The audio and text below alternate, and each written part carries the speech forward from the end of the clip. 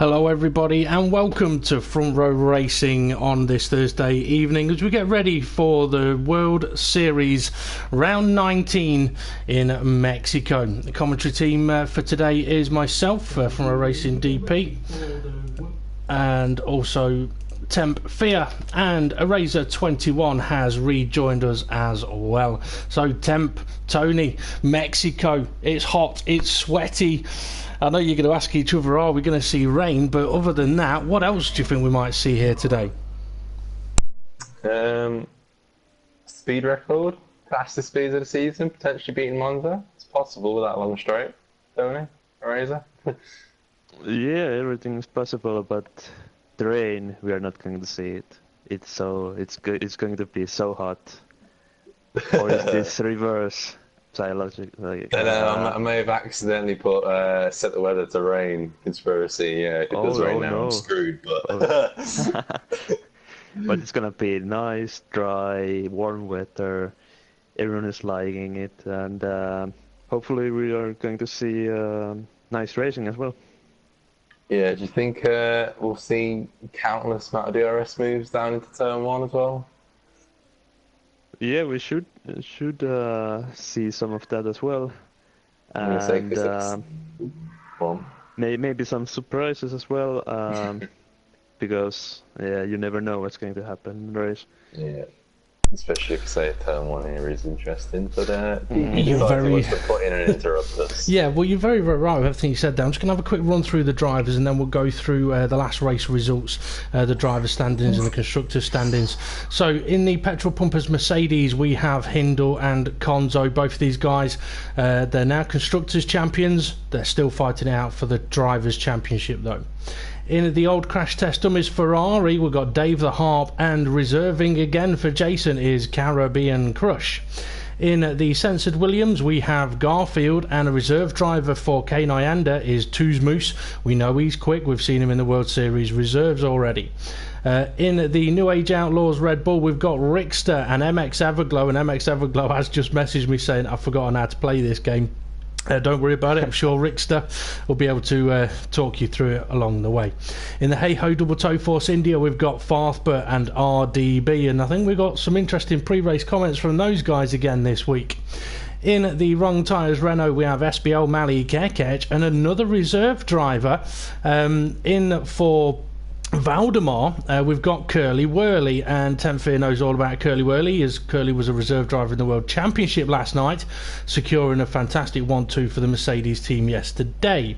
In the forgotten the team name, my apologies. In the $1 Million Herbie Toro Rosso, we have Ant69 and another reserve driver, the OG Dragon, in for Millstar. In the mental age of 10 McLaren, we've got Calzo and Front Row Racing GP. In the Yank and Limey Manor, we have Lefty Hardtail and Uzi 1985. We don't have an admin's pick rookie driver today, and I can get onto that in a few moments time. We've got all 21 drivers if you want to click them over to the racetrack, Temp, and then if you'd like to take us through the last race results from USA. Yeah, quickly, just sure this isn't World Series reserves, so we have more reserve drivers in here than normal drivers. But yeah, going back to the race result from USA, it was a very, very interesting one for the Drivers' Championship, Constructors, and a surprise winner we had. So, Rickster, it's been a while since he's been on that top step in the New Age Outlaws Red Bull. He actually won the race due to in-game penalties for a few of the drivers.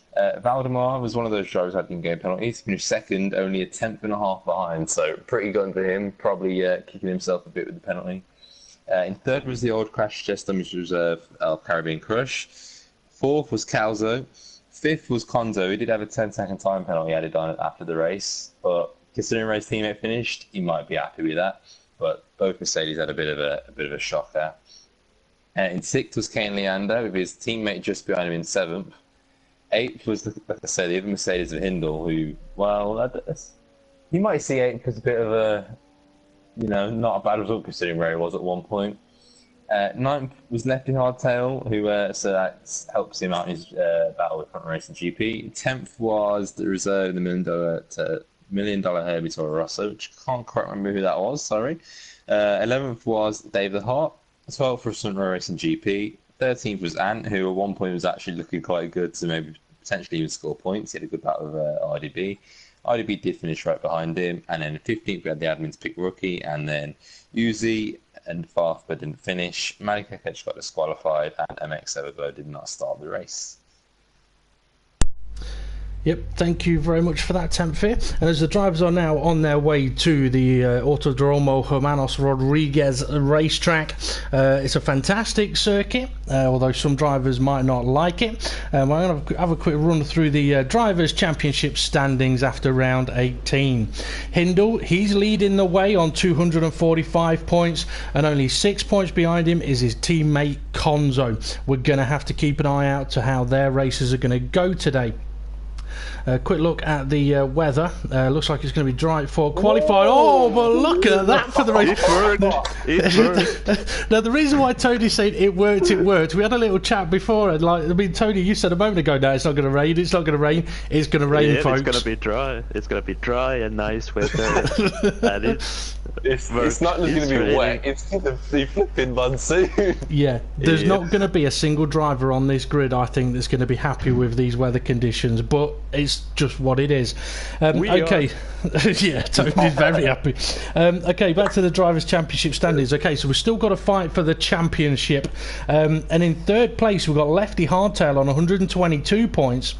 Who's got a little bit of a gap to fourth place from Row Racing GP, who's on 105 points. However, Rickster's fantastic result last time out in America has put him in the mix of this little battle for third place in the standings, because he's on 96 points now. We've then got quite a fight for sixth place, which is taken up by Jason on 68 points, who's got a reserve driver in today. But then we've got SBL Mali Kekech and Valdemar both on 52 points. Valdemar not racing today though, but Mali Kekech has got a chance to move up. But so has Calzo, who's in 9th place on 50 points. So a close battle there. We've then got Kane Iander in 10th on 41 points, the FRR Admins Pit rookie car on 39 points, and 69 is in 12th on 37 points, Dave the Harp on 34, Farfpa 31, Millstar 28 and RDB 25, so there's still a 7-car battle for 10th place at the moment. Garfield, he's in 17th on 12 points, while Uzi and MX Everglow are both on 0 points at the moment. And as the drivers are getting out there on their out laps, we can see we've got Tuzmus. I mentioned that we've seen him in the World Series reserves before, and we have, and he can be quite quick. So we'll see how he gets on today. The Constructors' Championship standings goes a little bit like this. Petrol Pumpers Mercedes are already the Constructors' Champions. They're now on a 509 points. Yank and Limey Manor are in second place and look safe on 285 points. But then we've potentially got a 3-team battle for third place, with Mental Age of 10 McLaren on 228 points, Censored Williams on 200 points, and Wrong Tyres Renault on 182 points. And Wrong Tyres Renault, with Curly Whirly in the team, have got a great chance of scoring more victories. In 6th place, we've got Old Crash Test Dummies Ferrari on 152 points, and in New Age Outlaws Red Bull on 97. $1 Million Herbie Toro-Rosso on 66 points, and not too many behind them is the Hey Ho Double Toe Force India team on 57 points, and the FRR rookie Marabobo Haas is on 39 points. So that's all the points sorted out the way, and we will try and get on to drivers' pre-race comments throughout the course of the event. But I'm on board now with Tuzmus, who's heading up to Sector 1, and we should be looking somewhere around about 28 7s, 28 8s, and he has done a 28 8.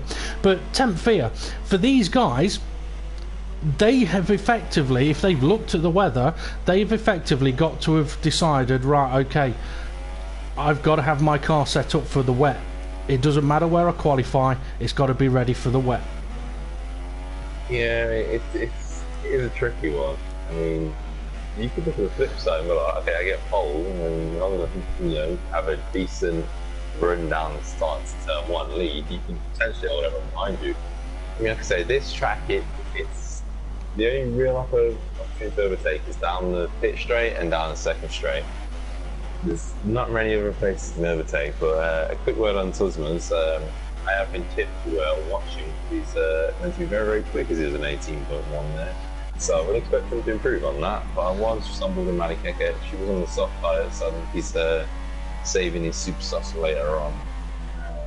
28.7 first sector and a 28.9 in the middle, so he actually could beat us all this time, yeah.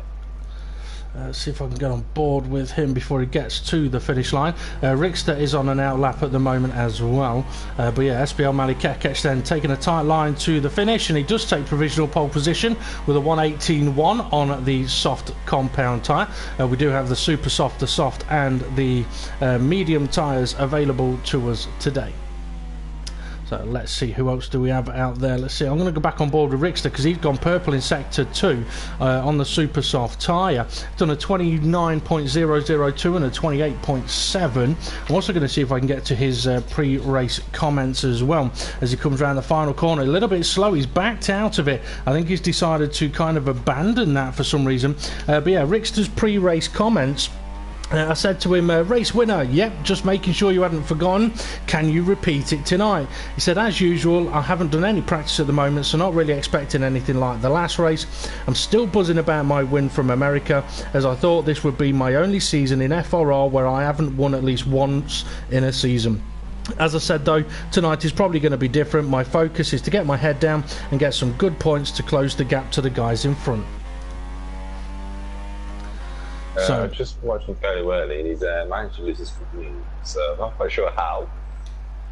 Yeah, I think he's gone for the ultra low down force setting. Yeah, not really going to work for him though. Okay. Yeah, Caribbean just got to start off on a set of super softs, I think. Where's he gone? We've got a lot of drivers out there. Yeah, he's good turn 1 and 2 now. Well, things, I mean, too bad.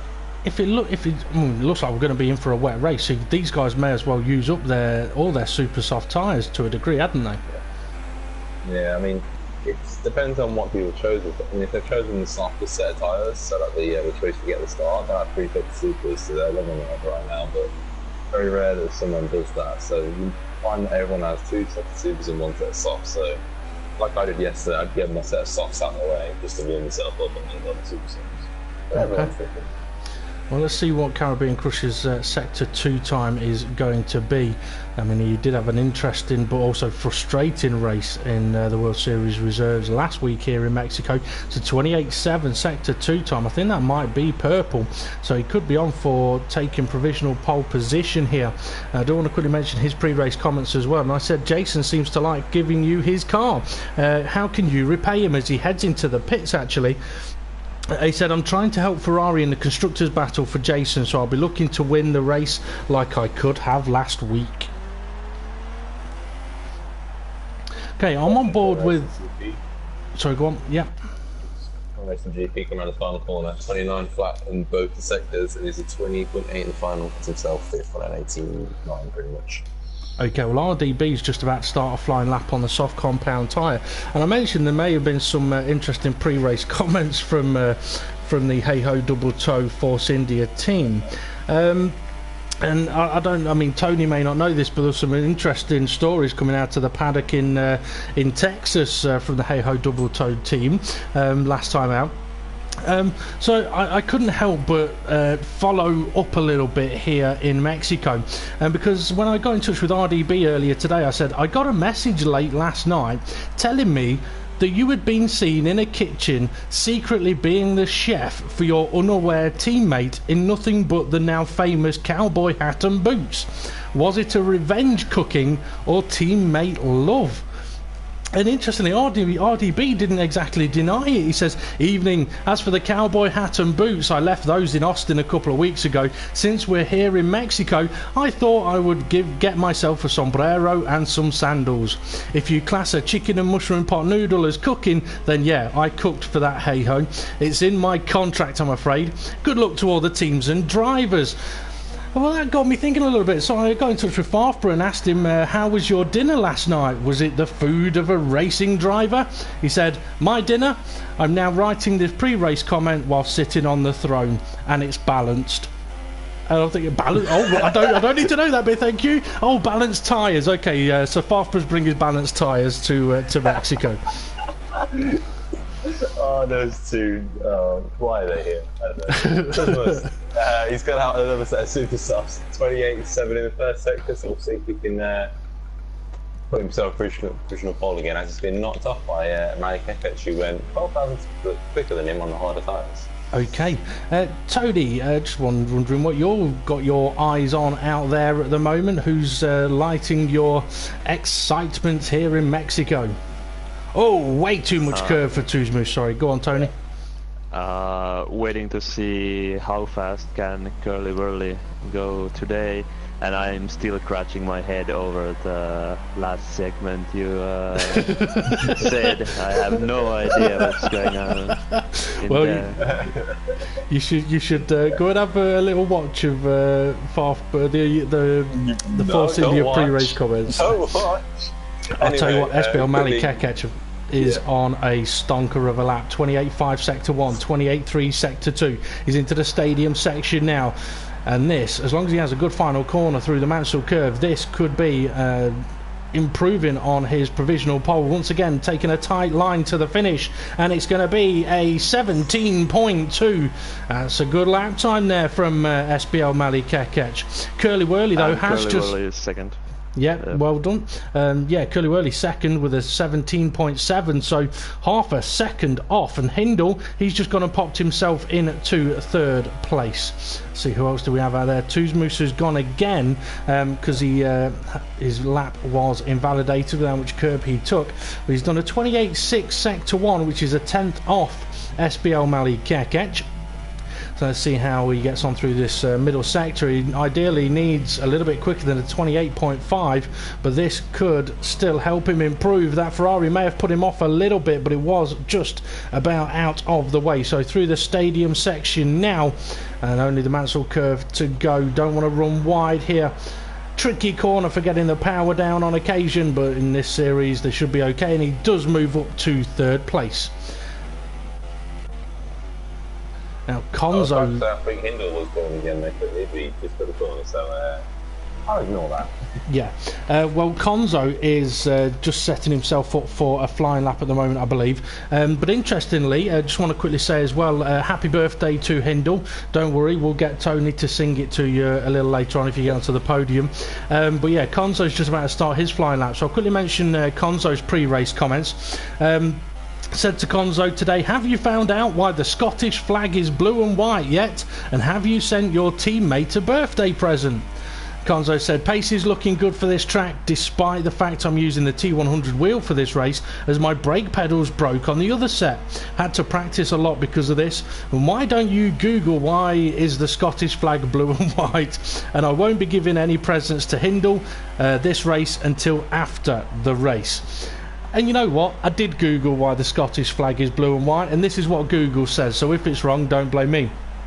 The flag of Scotland is a white cross, a white X-shaped cross, which represents the cross of the patron saint of Scotland, St Andrew, on a blue sky. The flag is called the Saltire or the St Andrew's Cross. Oh, it looks like Konzo's had a bit of a problem on this particular lap through Sector 2. 28.9 Sector 1 is not particularly great either. Yet 29.7 Sector 2.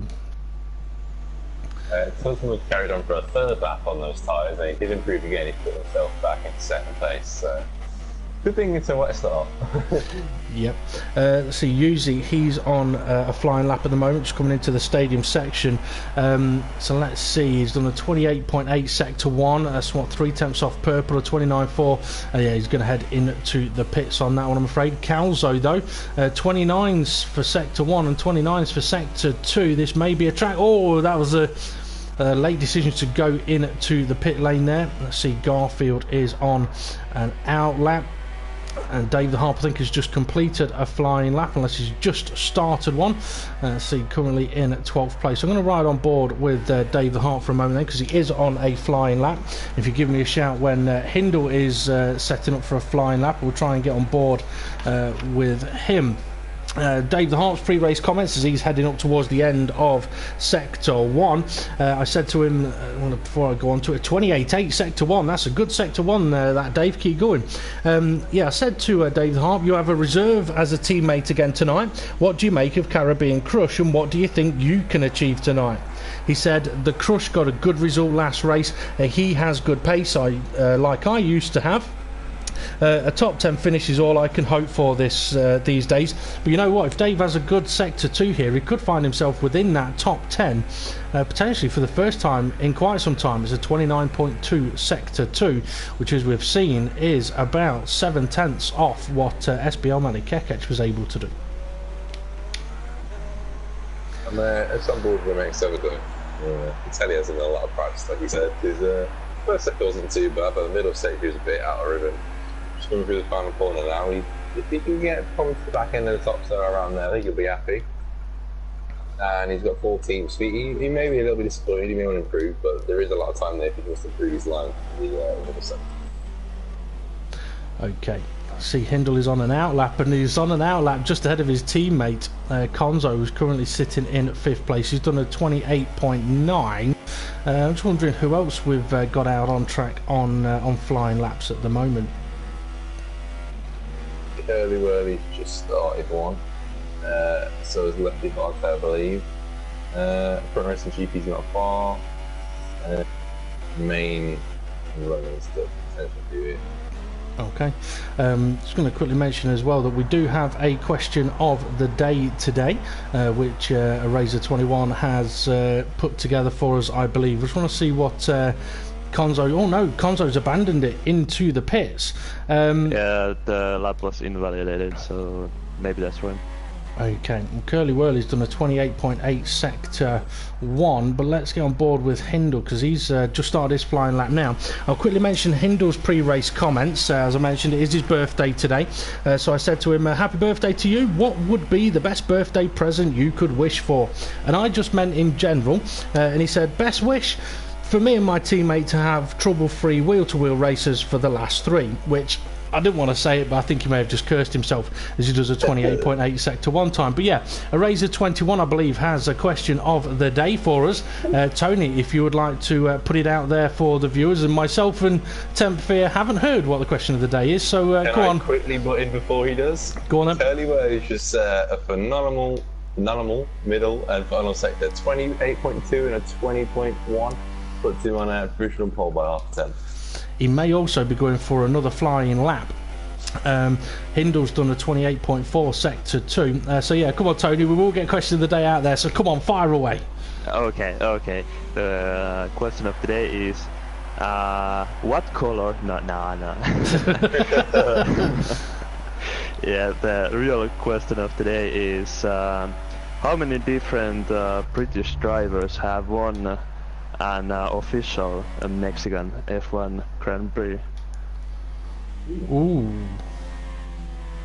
So how many different British drivers have won an official Mexican Grand Prix in F1? And extra points if you can say who was the last one to do it. Ooh, okay. You got to be thinking now a bit. That's a bloody good question, that. I was watching SBL Manny Kekec. He's saying that he's on an out lap, but he's pushing it as if he's on an absolute flying lap.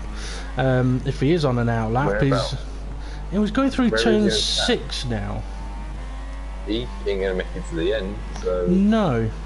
That's either his qualifying session over, or it's just not updated the timing screen for me. He's pushing it as hard as he can, and I do think that he is on a flying lap. Yes, he is. No, looking at that timing, that can't be right. Maybe he is on an out lap and he's timed it wrong. His session may be over and there's going to be absolutely nothing he can do about it. I think Curly Whirly maybe on another lap. I've just seen someone as he got the corner and like something validated, so that ruined his attempt. I think Curly Whirly just done the same. Everyone's going to the end. Cowser's on a lap.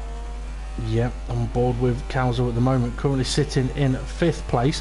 Now, I'm pretty sure that Konzo was sitting in 5th place a little while ago. Hindle was able to get to 4th place But I mean, given the event we're about to have, where it looks like it's going to rain all the way through, that will have messed up everybody's pre-race plans, pre-qualifying strategies of what tyres they're going to use. Could add confusion, panic, because drivers will be like, oh, what should I do with my setup? What tyre should I use in qualifying? How many laps should I do on my tyres? With Calzo, can he improve? No, stays in 5th place, and he may have been the last person that can cross the line to complete a lap. Yeah, it's interesting times as how many have actually practiced in wet conditions, and it's not wet conditions, it's super wet conditions. With the heavy car at the start, interesting turn 1, maybe no practice, season ending, and you need to get the points if you want to advance in a standings, so everything in mind, it's gonna be interesting race. Yeah, definitely. I'm just having a quick look through. I can hear the sounds of cars going across the pit line, but it's not showing me as anybody being out there on track at the moment. Yeah, I mean, it's not a racetrack where people would necessarily think, oh, it might rain here, let's do some practice in the wet. It's definitely more a track of where people attempt to think, oh, it's Mexico, it ain't gonna rain. But as we saw in the World Championship race last night, it can rain, and it's not like a Brazil where when it begins to dry up, it dries up very quickly. I mean, if it goes from wet to sunny like it is now, yes, it would dry up rapidly. But unfortunately, that was not what happened last night. So qualifying then, guys. Curly Whirly, pole position. It's a fantastic qualifying session for him. What do we think he's going to be able to do in the race? Well, the Renaults have come through their prediction. I believe they got a front row lockout, so see if they can hold it. But it's, well, like I say, I want to quickly mention back to yesterday how we had intermediate conditions and we had a few incidents at turn 1. These guys are going to go on full wets. Yeah. As much as I want to say that they're good quality drivers and whatnot, I can't help but think there's going to be a few people that aren't going to be happy with how turn 1 goes. Definitely. Okay, and then. Surprisingly, again, Caribbean Crush has not opted for the softest compound. I don't think he realises he can check the weather, but over to you. Interesting, yeah. Okay, Curly Whirly then takes pole position with SBL Malikekech, only half a tenth between them on the front row of the grid. Tuzmus and Hindle take up the second row of the grid, while Calzo and Konzo take up the third row. Caribbean Crush is in 7th place with Lefty Hardtail in 8th, Dave the Harp 9th, and Garfield rounds out the top 10. GP in 11th, Uzi 12th, Rickster 13th, the OG Dragon 14th, Farfborough and RDB 15th, 16th, MX Everglow 17th, and Ant69 in 18th. But yeah, I mean, you're right. I mean, anyone that's used the soft compound tyre there, it would potentially suggest that they haven't seen what the weather's going to be like, or they just don't see the point in putting on a super soft tyre. Well, I think I asked him this in America, and I think he didn't look. So I'm not too sure. I think a few of them might be wishing they weren't looking now, because it's not looking very nice out there, that's for certain. I want to quickly mention as well, as I pop the race strategy on the screen, the question of the day that ARAZOR put out a few moments ago, and we'll get him to do it again once I'm back into the lobby on the formation lap. If you do want to have a guess at the answer in the question of the day, just pop a comment in the YouTube chat. So looking at it, if conditions stay like this, a 1-stop is doable, 2-stop is also doable. As we saw yesterday, a 1-stop on the inters was more than capable, so I wouldn't be surprised if people go for a very similar strategy here today. Now, in a few moments time, I'm going to jump out of the lobby so that I can rejoin, and we'll capture the start of the race, hopefully. And this is the point where usually my co-commentators would go and have a look at what tyres the rest of the field are going to be using, but today there's not going to be much point of that one, because they're all going to be on the wet tyre. Nah, I think there's a lot of point. Right, we got Caribbean on full wets, we got Lefty on full wets. Yeah, everybody's on full wet tyres. No. There is like 10 cars with the super softs, but that should be fun. Interesting. Well, it'll be fun for us. It wouldn't be fun for the drivers. Let's put it that way. But they wish you still had thunderstorm tyres. What were they called? What were the extremes? No, they had tyres that they used to bring for like really stormy weather, but because monsoon got tyres, to that point, they never used. Yeah, monsoon tyres. They never used them because at that point it was too dangerous. Yeah, but I wish they had them. True. Okay, I am now back in the lobby. So, Tony, if you would like to quickly fire out the question of the day again, please. Yeah, the question of the day was how many different British drivers have won an official Mexican Grand Prix? Well, you see, I'm going to have a guess at... Go on. And the bonus points was to name the last British winner. Well, Lewis Hamilton's not won in Mexico, has he? Okay. Right, I don't know. I don't think I'm going to. Sure he has. Unless he won last season. I thought Rosberg won Rosberg won last year, didn't he? Did he? No. It was. It was Hamilton. That's right. Hamilton was the last British driver to win in Mexico. We'll just give it out the answer now. But I'm going to have a guess of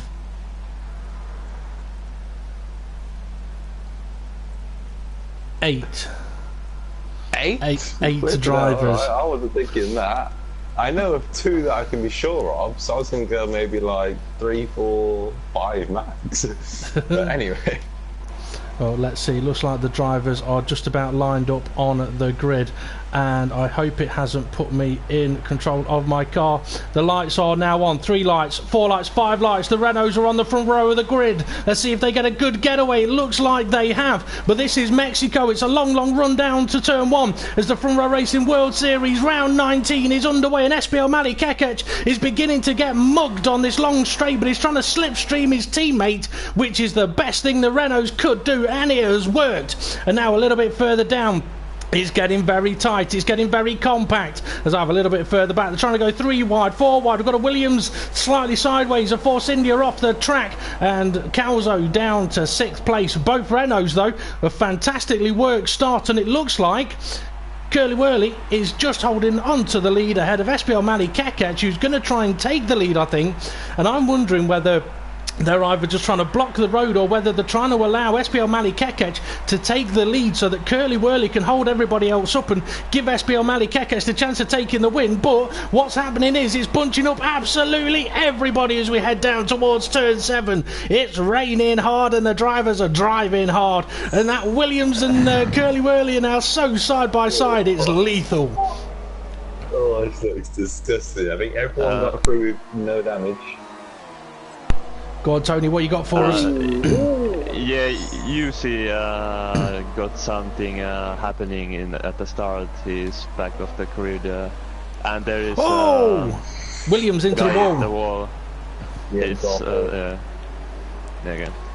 And at my screen, it still shows super soft tires to most drivers. So we got Renault in the pits. Renault in the pits. Please confirm that's not true. I don't think it is true, but I think Curly Wurly may have a drive-through penalty, and I can see a Mercedes on the move. That's Conzo making the move past his little brother, and there'll be no favours there. And in the background as well, I think I can see Rickster making moves. Yes, on Farfba heading into turn 1, so Rickster up into the top 10 now.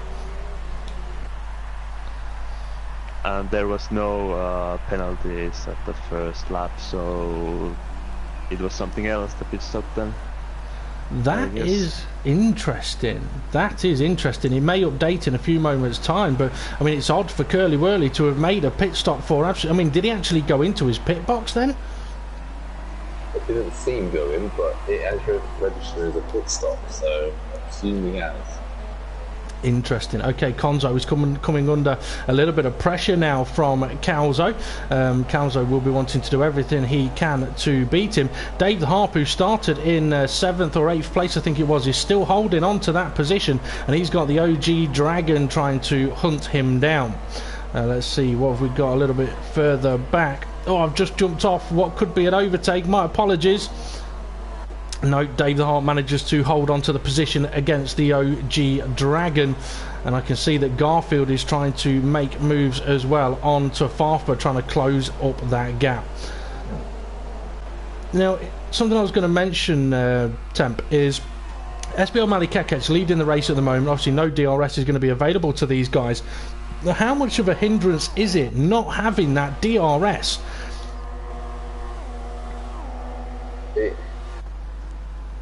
It all depends on the setup of the cars and their exits. I mean, they're going to be getting a bit of a slipstream, but they're all quite equally spread out. They're being very well behaved. There's actually, I think, Conte puts a lot of pressure on him. That's his little brother. I don't think he'd be happy about that. But it's, I mean, I found out yesterday I was running more aero than some of the other guys, and they were just pulling away from me despite me having slipstream. So if something like that happened, that's when it will get frustrating for people where they want DRS. Yeah. Now, something we're all going to have to try and keep an eye on as well is the skies, whether it's going to start clearing up at all. I mean, it said it's going to rain all the way through, but for all we know, it could get heavier, it could get lighter, we could end up on intermediate tyres. I'm just having a quick look at Rickster, though, who is under pressure from Farfba right now, but I may have to have a flick back to the front in a few moments. Yeah, guys, if you want to have a look at sort of the top 10 and let me know if there's any battles about to brew as they head into the final sector. Lefty Hardtail and Konso and Caluso battling pretty hard. Yes, yeah, they are. I was on board there. Konzo got a bit wide and wiggly out of the S's. And, contact between the two Scott drivers, I believe. I should say Scottish drivers. Well, both of them one ended up a little bit wide, the other one ended up a little bit tight, and I also saw two bollards going flying. But Calzo, I think Calzo, yeah, he's down to 7th place now, and he's got Dave the Harp right on his rear end. Just seeing past the camera there, Dave the Harp's got an opportunity here, moving towards the inside line. It's wetter there, but it may brake better there because these tyres do love the wet conditions. That's a nice move by Dave, but can Calzo fight back as Curly Whirly on his charge back through the field posts the fastest lap of the race?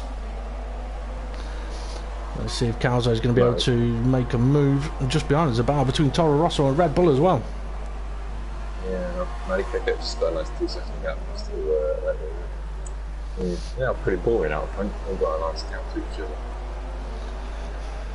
Wow. And don't forget that this race is very important for the championship battle.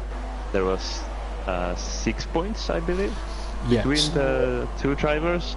And Konso is a few places down on Hindle, but he has already got a few penalties, so not looking good for Konso at this point. It isn't, but someone who is not looking good for either is Calzo. He has been passed by Dave Harp, and in the background as well, Rickster going side by side with Farfba. Farfba backs out of it and lets Rickster through. The OG Dragon has just lost a couple of places there as well.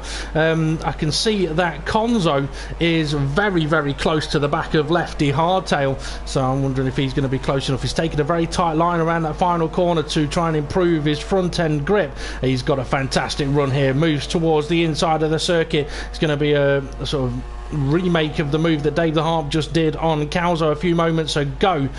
Although Lefty Hardtail is trying to fight it around the outside, ever so close between the two drivers, and Lefty Hardtail still there on the inside. Konzo gives him the space, and they're still side by side as they make their way now up towards turn 4. And you got to say, if Lefty Hardtail can keep hold of that inside line, he's going to get hung out to dry. Not on this left-hander, but the right-hander. But no, Konzo makes the move. And here we can see how the non-DRS is affecting. Like that would be easy overtake to do with the DRS, but without the DRS, it's pretty tight to get overtakes done. It definitely is. Now, SBL Mali Kekec leading this race. I mean, whether it was tactical or not from the Renault drivers to get SBL Mali Kekec into the lead, it's worked for them.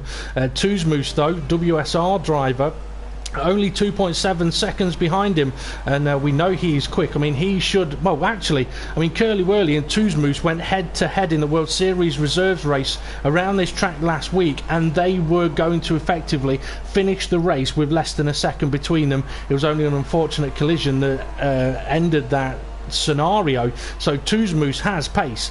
In third place we've got Caribbean Crush, who is being hunted still by Hindle. Let's see, Hindle is what, 5 seconds off the lead of the race. MX Everglow is unfortunately now out, and with Konzo having finally got ahead of Lefty Hardtail, he's now got a 5-second gap between himself and his teammate, but he's got clear air to try and close that gap in. Rick's is still under pressure from that Farper. His previous race winner isn't liking these conditions.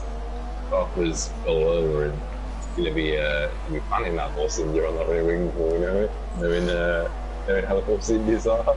Yeah, well, maybe Farper. Keep an eye on them too. Well, maybe Farper's driving a bit quicker today, with the theory of the quicker I drive, the quicker the race ends, the quicker I can get back to the bathroom. Who knows? Okay, so yeah, it's an interesting battle there for 9th place. I mean, we've got a 4-car battle for 9th place, and there's 4 cars just ahead of them that are not really running away. Let's see, from a Racing GP, he's in 13th place at the moment, and he's got RDB right behind him, and he's in a battle with Ant69. These two were in one hell of a battle last time out in America. They put on one hell of a show, and it looks like they're continuing this fight on as well, as Curly Whirly is now beginning to catch up to them. I'm going to keep an eye on this battle for a moment, guys, so keep an eye on everything that's happening up at the front, because I do want to mention, if I can, Ant69 and RDB's RDB's already mentioned his pre-race comments, but I do want to get through Ant's. Yeah, so with Ant69, I said to him, Mexico, a track I believe you don't like, but what would be seen as a positive result today? And he said, I don't like or dislike Mexico, I just find it boring, so not falling asleep during the race will take effort. Positive result? That's easy. Beat Brunt so I get the bragging rights again. And Curly Whirly, he's trying to make an overtake on RDB, and unfortunately I jumped to the wrong car there, my apologies. No, sorry, it was Ant69 that Curly Whirly was making the move on. RDB is trying to challenge for a Racing GP, and GP did message me just before this race saying he's not looking forward to this one because he's having problems with his wrists and his ankles, which, if you're using a wheel, that's a major problem, as RDB is really all over the back of him and having a look up the inside but not quite able to make the move. So guys, what have we got happening up at the front? Front is still pretty boring. Race has done that one up perfectly. They're all spread out too nicely. It's when you get back down to around Farfara. Has he just... Okay, yeah, I would say he cut the corner, but I think there's a bit more than that. But yeah, that's where the battles are starting to happen. But even then, they're spreading out a little bit now. Come on, guys. What are we going to talk about? Well, is Caribbean Crush catching up? Calzo and David Hart. There we go. Get on board with Calzo and Dave Harp. Yeah, they are ever so close. Calzo looks like he may be in position to attack. I mean, up at the front, okay, so the top sort of 5-6 cars are quite spread out, but they could be trying to work out what's going to be happening in the remaining laps of this race. But from 7th onwards, it's one hell of a battle we've got. Let's see, is Dave's straight line speed. David Harp's straight line speed is phenomenal. He's opened up that gap beautifully. Yeah, it's the trade-off of downforce for the middle sector. I mean, it's not even a direct link. So it is a really tricky one. I don't really enjoy trying to find that great balance for it. No, I mean, Mexico, it is a track where its corners are not simple, that is for certain. I'm just having a quick look. I'm trying to see if, I mean, Hindle's dropped off another 1.5 seconds off the leader over the course of the last couple of laps, and it could just be that the nature of this track in these conditions is not suiting some drivers. I mean, I mentioned it in the World Championship event last night that this track in the wet is not a nice place to race. Oh, Calzo and David Hart, very close. Calzo's brushed the wall, I think. He had a much better run out of the S's, but I think caught him out with David Hart, and he's been passed by. Sneak through there. Yeah, Rickster has passed him, but Calzo's trying to fight back now as they come into the stadium section. Oh, so I think Dave the Harp's just got himself a little bit out of shape. Yeah. That's going to close up these 4 cars now. And if these guys start battling, this is going to become a 6-car battle. And Dave the Harp's going to have no slipstream whatsoever here. Takes a wider line on the full wet part of the circuit. Goes defensive instantly as Calzo is trying to see where he's going to be able to make moves. But Rickster, fantastic run on Dave the Harp here. Calzo needs to jump in his slipstream if he can. As Ferrari and Red Bull go side by side down towards turn 1. They can ignore that Sauber. I believe it's my car, but Rickster may have been put off by it a little bit. Dave the Harp gets a little bit out of shape as well, and here comes Calzo trying to attack Dave the Harp on the exit of the corner, trying to get a better exit. Side by side they now go, but they've got Farfba and Garfield closing in on them quickly as well. Yeah, I was watching Rickster and Farfba battling, and Rickster had a lot more straight line speed, so yeah, this is a trade-off. Dave the Harp, Rickster going low downforce, Calzo, Farfba going absolutely weird. Calzo's up the inside of Dave the Harp. On the outside for this horrible left-hander. Just don't hit each other, guys. Well, this is going to get awkward now. So the thing is, Dave the Harp had a massive crash here last season with a driver I shan't name. But yeah, not through this corner. The next right-hander, well, no, left-hander, sorry. Yeah, it was just here. Had a massive crash as he came side by side with another guy. And Calzo trying to make the move. But Dave the Harp's going to fight it up the inside, is he? No, can't fight it too hard. He's now got to be cautious of Farfba making moves. But Dave the Harp, unfortunately, as the Williams goes for a bit of a bombing run in the Mexico Stadium section, it hasn't worked. He's serving up donuts down there, but the fans aren't happy because they'd rather have tacos. Was that said driver you won't name driving a Mercedes last season? Nope. I don't know who that is then. I'll have to look that up later. Okay, well, Curly Wurly, after his early pit stop, has now got himself up to 12th place, and he's catching up this sort of 6-car battle that is ahead of him quite rapidly. Just having a look in the background from a Racing GP is about to attack RDB. I think RDB has recently made the move on GP, so we've got Ant, GP and RDB battling it out at the moment for 13th place. This is sorry, I'm just going to cut you off a second. Ant 69 is making the move on from a Racing GP, but no, hasn't quite got the traction out of turn 3 to really go for the attack. It's nice that outside of top 10 drivers are actually battling, because inside of top 10 it's pretty boring. Yeah, real boring. Get rid of them. But in these conditions it's funny, because if they don't have anything to do other than just drive around the track without any battles, it can be pretty boring, and then you don't concentrate, and then boom, you're at the wall because wet conditions, and that's it. So you have to be careful, even though there is nothing to do. That they do. Drive. I mean, I've just seen Caribbean Crush searching for sort of the damper parts of the track on the long run down towards turn 1. Hindle not doing the same, so maybe Caribbean Crush suffering with a little bit of high temperatures at the moment.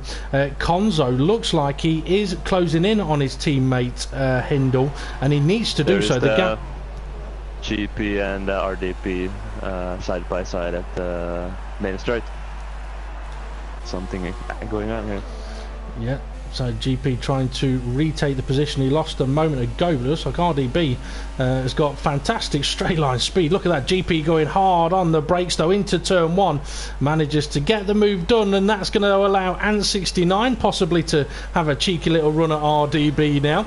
Ant is going to be thankful about that one. Temp, I just wonder if you can keep an eye on that battle, sort of 7th place onwards. I'm going to try and bring the cameras to it in a few moments. So I want to see if anything's going to brew on this battle. No, it's not. Yeah, so Konzo definitely looks like he's catching up to Hindle. Farfba and Dave the Harp battling close to each other, almost contact between them. Seeing that, Farfba's just got past and was on board with those two guys. They were the way around, so Farfba's managed to get past, but I'd keep an eye on Dave the Harp to do that better straight line speed than Farfba, so we may see a real overtake there, but yeah, like I said, the fairly well on the back of the OG Dragon now, so these two are during that battle as well. So this is the most interesting the best place to watch so far. Yeah, well, Calzo is still right behind Rickster, but doesn't look like he's got the straight line speed to make any kind of attack there. No, he can't. Farfbert ahead of Dave the Harp. Still Dave the Harp closing in at the gap, but it's too little too late, unfortunately. He's gone deep. He's gone massively deep there. Just as I switched the camera off board of him, he's going to have to be careful now, as well as the OG Dragon is going to be right on his gearbox. Is he? Not quite, because the OG Dragon is in a bit of a battle with Curly Whirly, and Curly Whirly potentially has the pace to make moves on all of the drivers ahead of him here. Yeah, we just got to be careful and not get caught out of the speed difference. So as we are, I was just going to say, we're on the 12th lap of the race. I mean, if the guys are going to stop it, then they'd probably be pitting any time now, and there could be a lot of time to be gained from going for a brand new set of wet tyres. If they're going to one-stop it, when are they going to pit, Temp? Oh, finally Curly is going around the outside of the OG Dragon. I never think I'd see a car go around the outside of someone, so he proved me wrong there. But if they're doing a one-stop, the halfway stage is just the most obvious point. You can like the stint lengths, get the most out of each tyre. So, I mean, it just depends on people like Konzo and Hindle. They're 5th and 6th, or 4th and 5th even, and they can't put the same lap. Well, I mean, the likes of, say, Hindle, Konzo, who, I mean, Hindle may be catching up to Caribbean Crush, but I mean, not a lot's happening up the front. It could take someone like Konzo or Hindle to go, you know what, I'm going to pit now, go for a brand new set of wet tyres and do another stop in a bit, which if it's going to go to winters will work for me, or if the brand new wet tyres are a hell of a lot faster, that'll work for me. Take a gamble. But at the same time, Hindle and Konzo, they kind of can't afford to. If you're Konzo, if Hindle pits now, you let him pit, you carry on driving, and the same goes for Hindle. You're not going to really cover him off, are you? No, it's. If I was one of them, though, I mean, Konzo's the one who's got to take the battle to Hindle. I mean, he's 6 points behind, and he's behind you at the moment. So, like I say, unless he is catching him, they're building a bit of a gap over the rest of the grid. So. I'd be tempted to take that opportunity. I'd maybe hit at the end of lap 16, so still going on one side, just go down the foot. Yeah. Okay. This RDP's train is getting pretty tasty. GP is trying to overtake RDP, and Ant and UC are following along pretty close. Do you want to know why it's tasty? Mm-hmm. Because RDP was cooking.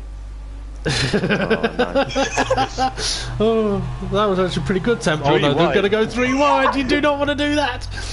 So Yuzi there at the background deciding, yeah, you know what, I do not want to go 3 wide there. I'm going to back out of that one, but it's a foul. Oh, that's the dive bombing mission. RDB on and 69, throws it up the inside. Little bit of touching wheels again. Go on, Ant, shove it up the inside there. Squeeze him out wide a little bit. Here comes Yuzi though. Yuzi's in the...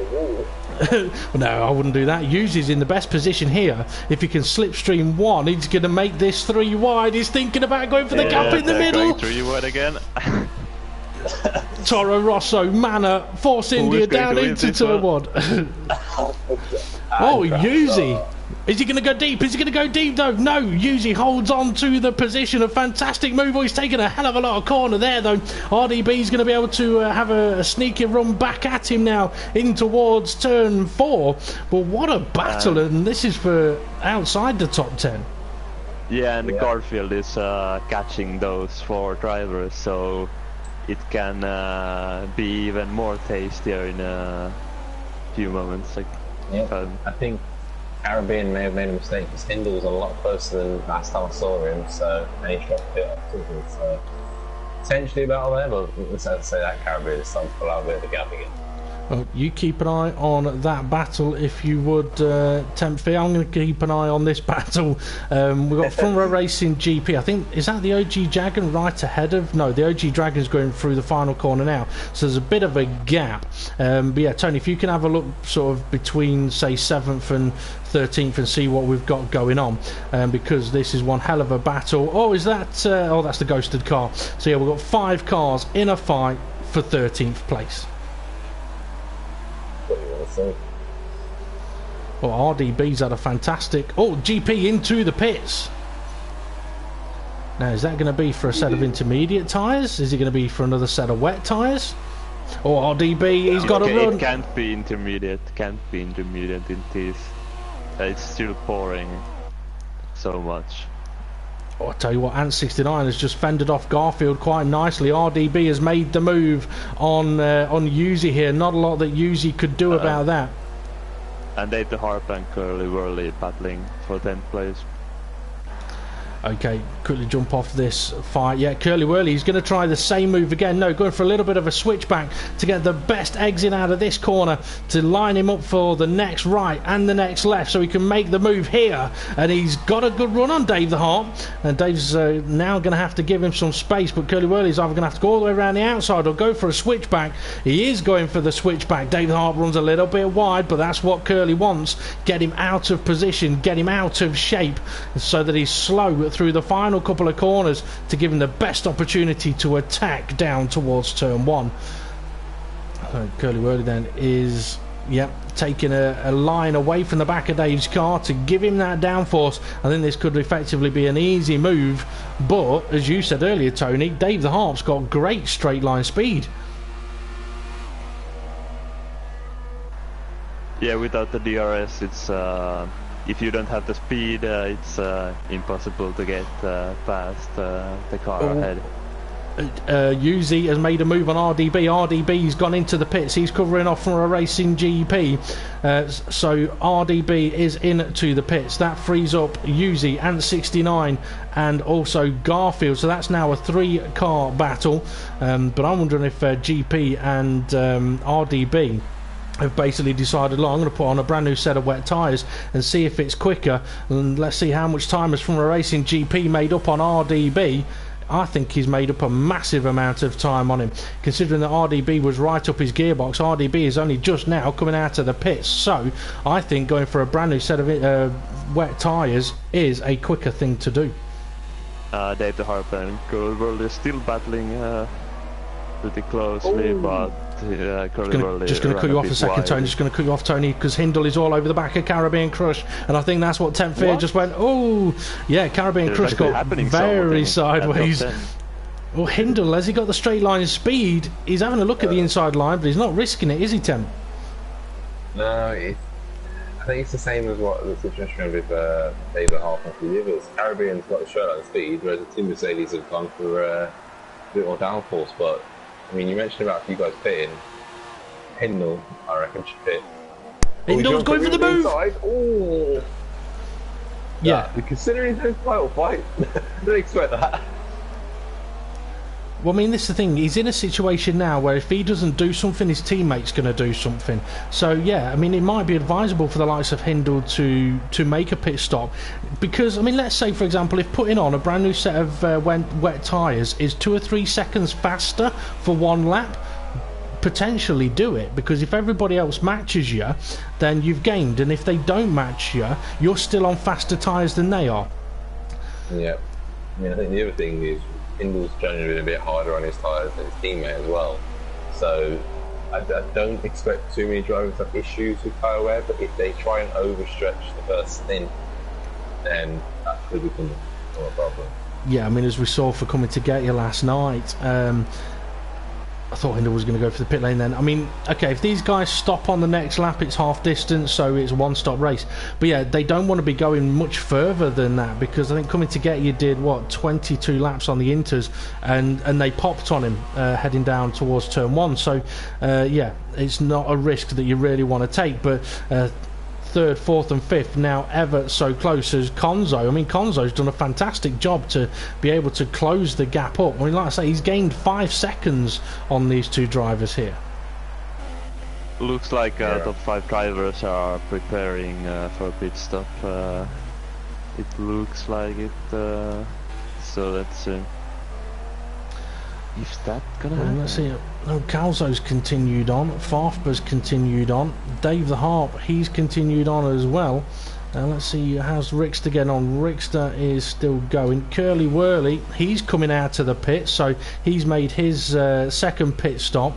Let's see, Garfield and Yuzi, they're still going. And from a Racing GP, I mean, let's see, Garfield's 1 minute 5 off the leader. From a Racing GP's 1 minute 22 off the leader, so that's what, 17 seconds? So I think GP is lapping a lot faster than Garfield at the moment. You might want to have a quick... to the pits. So race leader into the pit lane then, and he has absolutely nothing to lose by just pitting right on half distance. And I believe Tuzmoose has... Crash to the pits and Connoisseur to the pits. Hindle keeps going. I'm surprised that Hindle has not pitted there. Yeah, it looked like Connoisseur was going to keep going, but when he saw Hindle was keeping on the track, he dived to the pits. Okay, I mean that's not a bad thing to do. I mean, if you're right behind your teammate, if he's thinking of staying out 1 lap longer, but you were going to pit on that 1 lap, go in the lap before. Otherwise, you're going to end up going in a lap longer than the lap longer you wanted to go in. So you might as well go in the lap earlier, just to confuse things for everybody. But what'll be interesting now is the gap between Konzo and Hindle, because I think Hindle is now going to lose. He's not going to gain anything here. That's for certain. Well, Hindle's 9.5 off the leader after go through sector 1. I look what Konzo is. Konzo is 29.6, so about 20 seconds. We'll see if that changes just in sector 2 alone. Okay. You might want to have a quick look as well, Temp, at that battle. Well, a quick look through the grid if you can, to what battles we may have forming out there. So I'm just having a look at Tuzmoose at the moment. He's the current leader of the race now that SBL Malikekech has pitted. But I want to see if Tuzmoose is going to head into the pits, and yes, he does. So he's pitted to cover off SBL Malikekech. Well, I say cover off. He's got time to try and find on him. Hindle to the pits as well. Yep. Correctly picked up there by Tony. Hindle into the pits, and Tuzmoose is already on his way. So where is SBL Malikekech? He's now on the start finish, retakes the lead of the race, and unless he hits absolute disaster, he's in a fantastic position. Tuzmoose is going to rejoin the track in second place. However, what's going to happen with Hindle? Because Caribbean Crush and Konzo, here they come. Caribbean Crush takes the place. What's Konzo going to do? Is Konzo going to be able to make a move on his teammate? He's having a look up the inside. His tyres are a little bit warmer. They're a little bit more prepared. And he has made the move. I think Hindle's going to fight back though. Not quite able to do much in the form of defence or attack there after turn 1. But that's good stuff from Konzo, as Curly Whirly now posts a new fastest lap of the race. I wonder if Hindle is now thinking why I didn't pit 1 lap earlier. Well, why didn't he, Tony? Why didn't he? Well, I don't know. Answer to that one. Maybe he felt confident with his tires, or I don't know. Well, there is an old. Has anything? Any idea of that?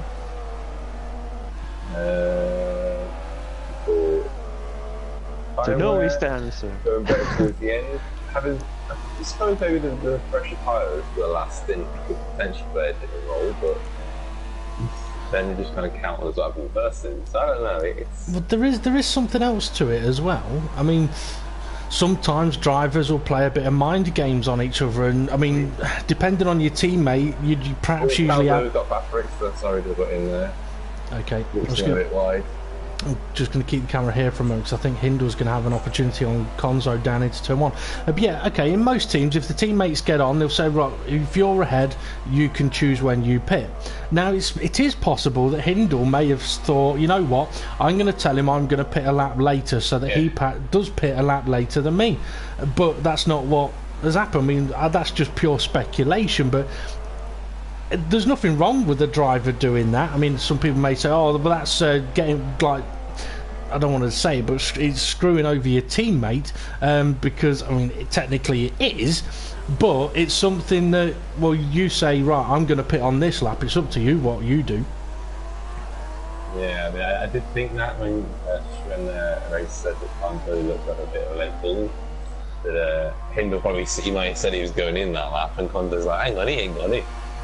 Well, I mean, there is that too. I wasn't going to mention that because that's going really deep into the realms of teammate rivalries. That is, I mean, go on, Tony. It's possible. And that happened in real F1 between Mercedes drivers in the last few races. Some things going on between the two Mercedes drivers, so wouldn't be the first time. Definitely wouldn't. SBL Malikekech posts new fastest lap of the race. So I'm just having a quick look at Calzo and Rickster. Looks like Calzo is pulling away from Rickster now. Let's see, Farfber, he's running in 9th place and he's got Curly Whirly hunting him down. I'm not sure, I don't think Farfber's pitted yet, has he? I think he's still going. No, he has pitted. I'm amazed they're still going at this point. Spare the 4 cylinders. I didn't expect them to be in a wall by now. You've got to done it for him now. But yeah, Curly Whirly's going to be in position to attack Farfber if he can. I'm wondering if that battle, whether Ant69 and Yuzi and Garfield made pit stops and have now sort of in... sorry, Garfield did make a pit stop.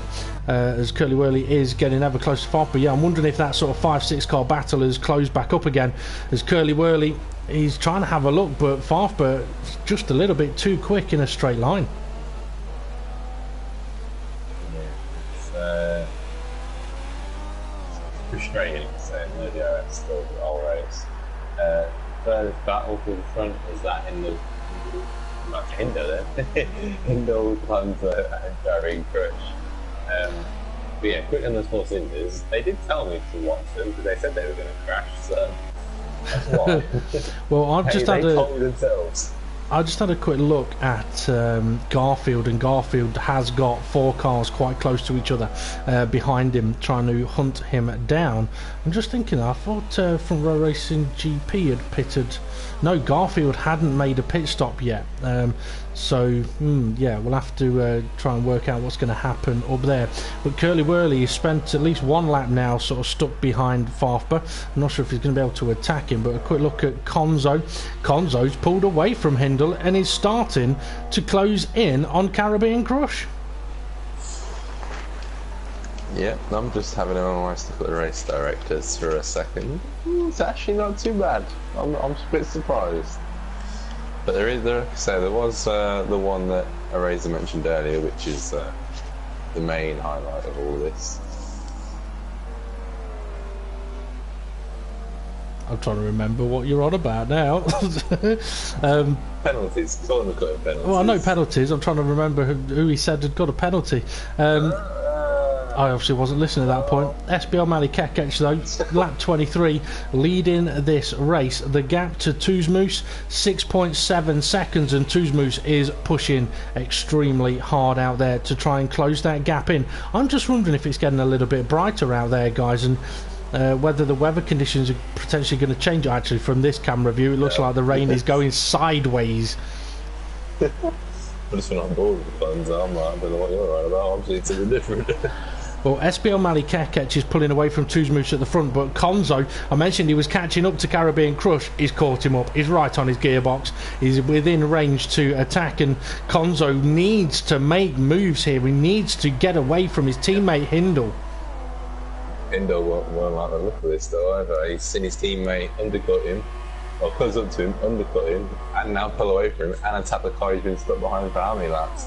Yep. Going towards the outside for turn 1, so it's going to be, if he makes a move, that's a brilliant one.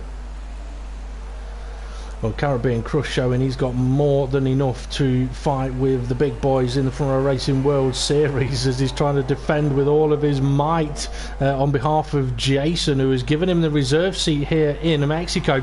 And Konzo is trying everything he can. He has a look up the inside. Now, we saw Hindle try doing that earlier on, and it did not faze Caribbean Crush in the slightest. mean, this shows Konzo's prepared to take the risks for the championship. He knows he can't. I mean, this result, yeah, he gained points on his teammate, but it just means they're going to be almost level on points. It's the same situation for the last 2 races, so he knows that. I mean, even just 3 extra points.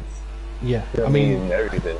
The championship could come down to 1 or 2 or 3 points. For definite.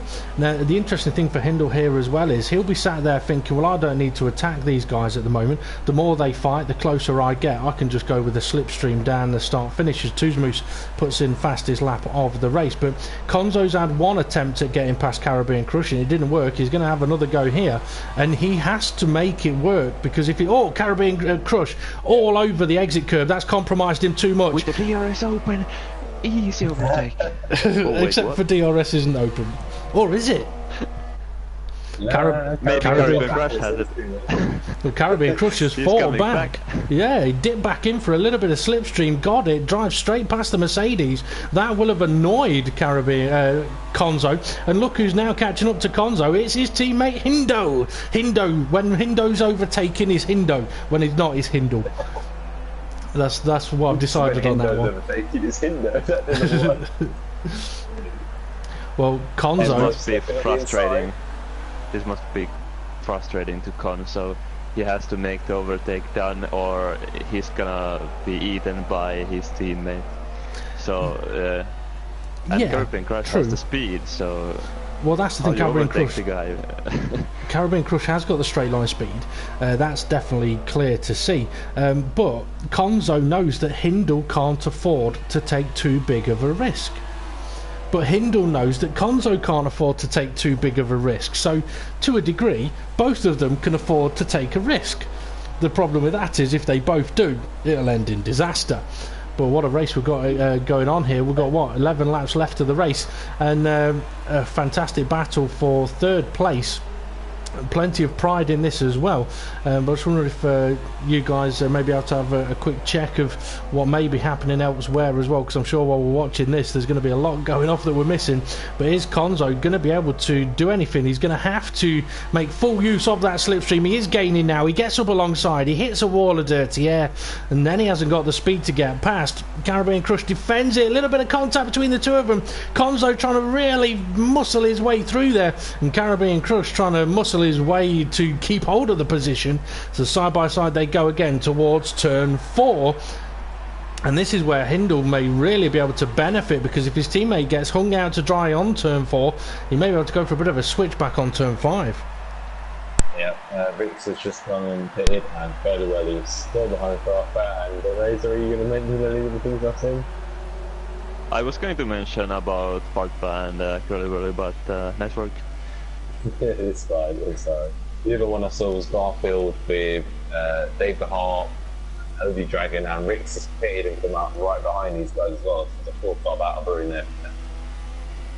Okay, good stuff. Well, Konzo once again stuck behind that Ferrari of Caribbean Crush, and he's trying to gain. I mean, what does Hindle do? I mean, what does Konzo do if he hasn't got the straight line speed to get past Caribbean Crush? Has he got to go for it somewhere else? I think what he needs to do is, he saw when Caribbean went wide on the 1 lap out of front 4, that was his best opportunity, you'd say. What actually hurt him was how close he really was. So he then came out of the slipstream that early that Caribbean got to dip back in, and as soon as he did that, he was flying back past the end. So yeah, he just needs to force that error, and it is possible in these conditions that people will make more errors. But we've just got to find out where he's weaker, where he's stronger, and yeah. He may also need to make sure that he's doing when he gets his opportunity, he gets close enough to pull up alongside, then he might want to give a go of giving the slipstream lift a little go. And if he doesn't know what that is, hopefully he does. I'm guessing you guys know what the slipstream lift is. TempFear's keep. Don't tell them. Don't worry, I won't. Don't worry, folks. It's not a glitch. It's a driving style. There is a glitch according to some people. No, not at all. Not at all. It is a driving style. Anyway, Konzo, go on. Dragon just squad. It was going to Dragon. He saw him in the last lap. He got very deep on the race into the back of Barfield, and he did into turn one this time. I had him with the Arsenal. Hopefully, he hasn't got any damage, and he can try and go back to the back of his race.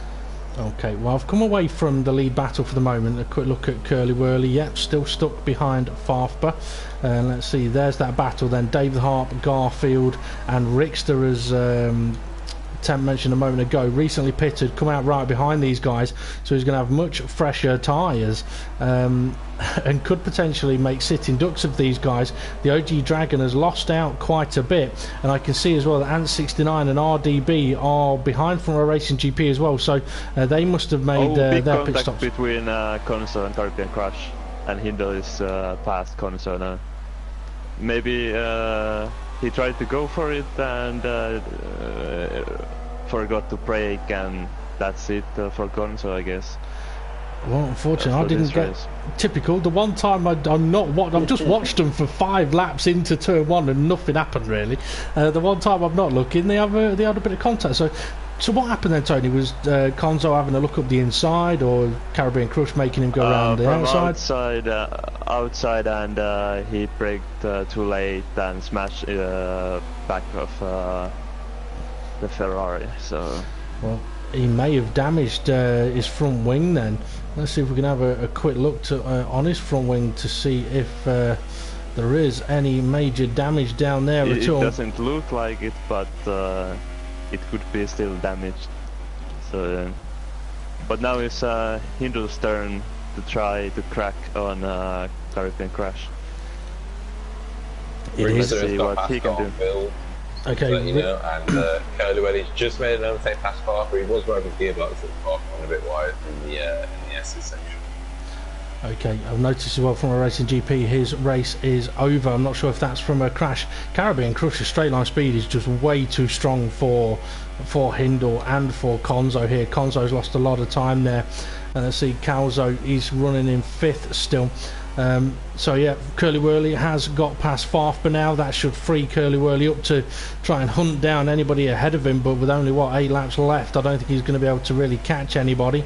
Dave the Harp, he's still in a fight. Rickster right up his gearbox, and we can see Rickster's front wing is completely intact at the moment, and he'll be hoping that it's still intact by the time he gets down to the end of turn 1. But this is effectively the site that Konzo had on Caribbean Crush for God knows how many laps. The rear end of a Ferrari with fantastic straight line speed, but let's see if Rickster's going to be able to make a move. Rickster's got decent straight line speed, but now let's watch that Ferrari. Is it going to start pulling away again? Yes, it does. There's Rickster, brakes a little bit earlier as well than Dave the Harp. Dave getting a little bit sideways too, but fantastic stuff. But I think Rickster has also got to be careful of Garfield behind him. But Rickster, what a run out of turn 3 there, side by side now with Dave the Harp up towards turn 4. And I think Dave the Harp is going to be able to fight this off. Go on, Tony. Let's talk about Hindle now. He's 4th. He's past his teammate. He's leading the championship battle. What do you do if you're Hindle? Do you try to get do a little bit risks, try to overtake Caribbean Crush, or just cruise behind him and take the extra points compared to his teammates? Or if you take a risk and bash into Caribbean Crush, as Konzo did, you can lose it all in one turn. So, what's the best strategy for Hindle? I'll answer that in a moment. Rickster almost had a race-ending moment. I think he's actually... Is he making it a race-ending moment? He may be retiring. I think he needs new underwear, that's for certain. Yeah, that's unfortunate for Rickster there. Okay, Hindle. It's an interesting one. I'm sure TempFear's had this as well. When you're in that car, your first thought is, I want to get past you so I gain more points over my teammate. And that's where sometimes you need somebody in your whispering into your ear saying, don't worry about it. You're already ahead of him. You're already gaining points on him. You don't need to risk anything now. Just manage that gap to your teammate. So I think Hindle will want to get past him, but I don't think he needs to. It's it's a situation of, I think what makes it worse is the amount of misfortune both of the Mercedes drivers have had. I think both of them know that at any point they can have an issue, and Alonso's really dropped off that issue now, so he may have it. There's something interesting I want to mention to you though, just quickly. We've got what, 5 laps left of the race. Tuzmus has been popping in some quick lap times. When I had a look a few laps ago, he was about 7 seconds off the leader. He's now 4.9 seconds off the leader. Yeah, I did notice that. He catch a second. I didn't think he was right at the time as well. I'm waiting to see if he gets any lower. But quick finish about Hindle, like I say, they've both had a bit of misfortune of disconnections or crashes and whatnot. So that's probably playing on his mind. He's thinking, okay, I want to get the max amount of points here, just so that if I do disconnect in Brazil, he still gives himself the best opportunity in Abu Dhabi. Yeah, definitely. Especially with Caribbean Crush. Yeah, but Caribbean Crush has been tough to break in this race. So, do you really want to risk it? Like, if you want to get past him, it's gonna be like very close and very wheel-to-wheel battle that can end up in the wall. So, is it worth it though? That's what I want to say. Yes, it's worth it. It depends how concerned he is. I mean, he can, like I say, he is ahead of his rival, his own rival, and as long as he beats him in every race and doesn't have a poor result, he's done it. It's just whether or not he's thinking like that. Yeah, that's like say, as a racing driver, you always want the position. Yeah. I mean, it's a little bit like Mornay from last night. He should have been absolutely delighted with 3rd place, but he wasn't really, because he knew he should have won it. And that's the thing, he always won that bit more. Konzo really has dropped off the bat now. I wonder if he got damaged when he made contact with the back of Caribbean Crush. And unfortunately, we can't see it at the moment. Quick look at Tuzmus, gap still 4.7. So I'm going to pop the camera back on Hindle at the moment. And these guys are now having to work their way through a little bit of traffic.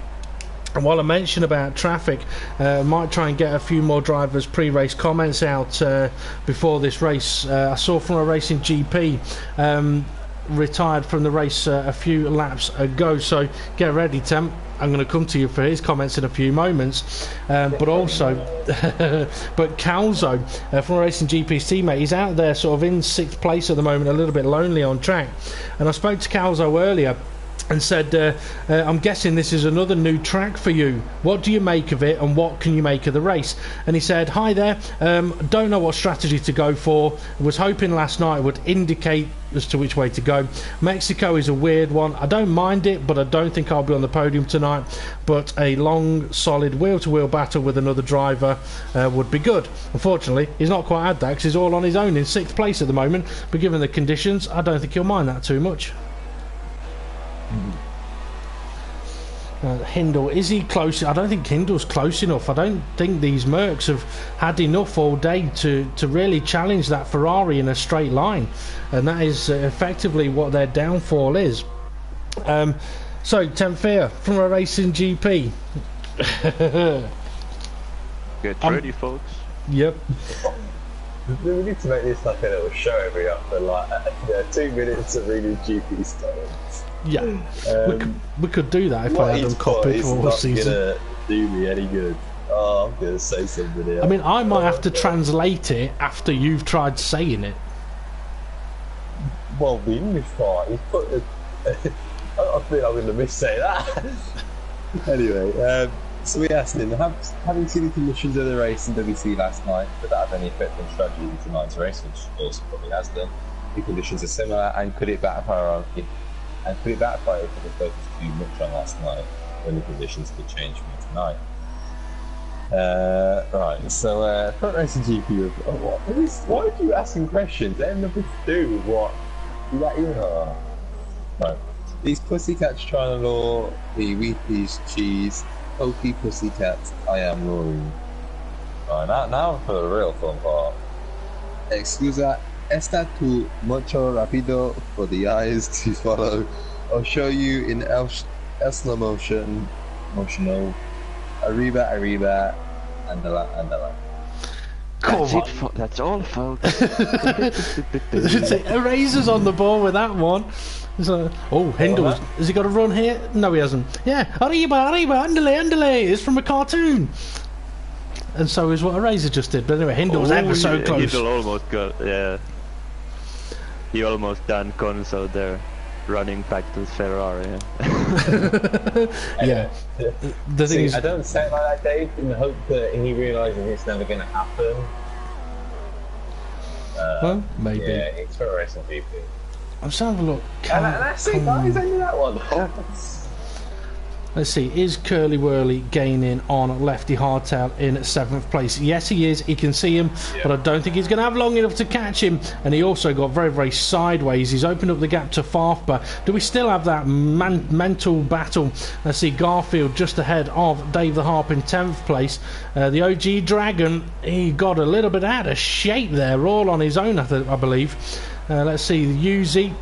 GP was ahead of Uzi, but no more.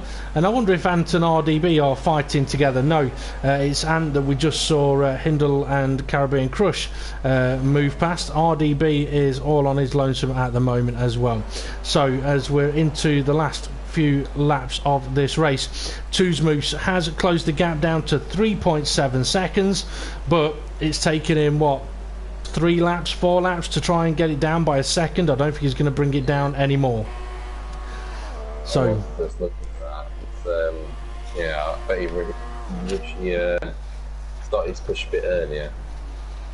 Either that or coach has just decided, right, I've had a pace over all these guys the whole race, I'm just going to take it easy now. Yep, possibly. Okay, MX Everglow's pre-race comments. Had a little chat with him earlier on. Asked him, will we see you in Mexico tonight? And he said, no idea. Hate this game. Roll on 2017. Last race with Rickster as a teammate, though, so good luck to him. So it looks like Rickster's going to be looking for reserve drivers for the remainder of his season. Millstar, or should I say the OG Dragon, who's reserving for Millstar. When I had a chat with him earlier on, I said, called up again by Toro Rosso as their reserve driver. Does this mean you have proved yourself, or is there more for you to display? He said, the tyres that I'm going to be bringing are the wet ones, as I feel it might rain. He brought the right tyres, that's for certain. And being called up by Toro Rosso, again, I feel I need to improve my racing a little bit more, as I'm just not fast enough at the moment. Hindle, though, feels he's fast enough and he's really applying pressure to Caribbean Crush. Really starting to apply the pressure now. I wonder if he just sort of saved it up for the last lap of the race. But SPL Mali Kekec and Tuzmoose have already started the last lap of the race. If Tony, you could keep an eye on SPL Mali Kekec and let me know when he's getting close to the end of the lap, and you give me a shout if Hindle's going to make a move here.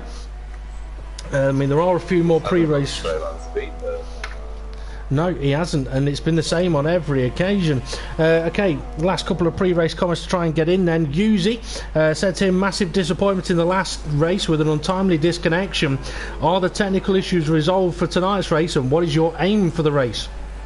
And he said, I will probably mix up the tyres depending on whether it rains. And yes, everything should be fine as long as the plug doesn't get pulled out this time. I will be pushing for a few points, but let's see what happens. Lefty Hardtail, he's had a good race so far from what I can remember, as Hindle is still pressuring Caribbean Crush hard here. Lefty Hardtail, I said, you managed to increase the gap on your rivals after a tough start to the last race. Can you open up that gap even more tonight? And he said, I've done a bit more practice for Mexico, so feeling confident I can stay ahead of GP. Also need to keep an eye out for Rickster, as he made a massive jump. Okay, as he made a massive jump on us at the last race. But for Lefty Hardtail, he's beaten both for those drivers today. But SPL Mali Kekec is going to cross the line and take the victory here. Flawless race from SPL Mali Kekec. Tuzmoose is going to cross the line in at second place. Unfortunately, I've not been able to get the camera on board with him. Caribbean Crush and Hindle are going to cross the line less than, half a second between the two of them. Unless something happens now on the exit of the Nigel Mansell curve. No, Caribbean Crush has the position held, but obviously we don't know what post-race penalties are going to take effect straight away, and obviously the result is only a provisional one as well. But Caribbean Crush crosses the line in third, Conzo coming to cross the line in fifth, and when it allows me, we'll see how far back Calzo is. Just coming around the final corner now to take sixth place. And Lefty Hardtail currently running in at 7th. So a good result for Lefty Hardtail then. And in 8th place, I'm wondering if, Curly Whirly should be in 8th place there. And then we can head back to Garfield, who's currently in 10th place, and he's got Dave the Harp still trying to apply some pressure to him. But the OG Dragon is a lap down in 12th, I believe, unfortunately. So yeah, Garfield looks like he's going to score the final points position. Well, what a race. I mean, it's surprisingly gone, I think, quick, given the conditions there. OG Dragon wasn't a lap down, by the way. Was he not? He's on the final lap. No, he's on the lead lap. My apologies to him then. Oh, and a time penalty for Tuzmoose. That's unfortunate for him. And interesting, Konzo had a time penalty as well, which meant that even had he finished ahead of Hindle, he would have needed that 3-second gap. I think that's why we saw him so aggressive. And that's the penalty that ARAZOR mentioned at the start as well. So, right. Yeah, it was at the like second or third lap. He got 2 penalties straight away. So yeah. Well, frustration for him. I think the bigger frustration though will be that his teammate has finished ahead of him, and I think that damage that it looks like he must have received, because he ended up 14 seconds away from Caribbean Crush and Hindle when he was actually fighting them both for the position. Now we can go on, Tony. Yeah, but that's only 2 points for Hindle more. So there is still 2 races to go, and it's still doable. That is very, very true. Okay, in a few moments' time, we'll get the drivers in for the podium interviews. But just to let my co-commentators know, you might find that Tuzmoose might not join us because he might be a little bit shy, which I would say don't worry about that. Come in and have a chat with us. It's going to do the last 2 drivers' pre-race comments. Valdemar, who had Curly Whirly in as his reserve driver today. So Curly Whirly, I said to him, a fine display in last night's WC as a reserve driver. Should be an easy win tonight then. He said, hey Dave, last night's race was a lucky strategy call, so I wouldn't read too much into it. Tonight's race will be tough. My race pace here is not that strong as I'm struggling with tyre wear at this circuit. I've been brought in for the final 3 races of the season in Renault, and Williams are 18 points ahead and McLaren are 46 points ahead. Mali Kekec is a very strong driver, and I think the 2 of us can grab 3rd in the Constructors' title if we have clean races. And the final comments will come from the race winner, SBL Mali Kekec. Kind of saved his for last, semi on purpose. Said to Mali Kekec that technical problems plagued you in America. Mexico can be even spicier. So what can you do to achieve the maximum today? And he said, pray for no rain. I don't think his prayers worked. So yeah, pray for no rain, as I did. As I didn't do much practice in the dry, but I did even less, stroke no practice in the wet. I think I have the pace on the dry, so hope that everything goes smoothly and no drama of disconnecting or something similar.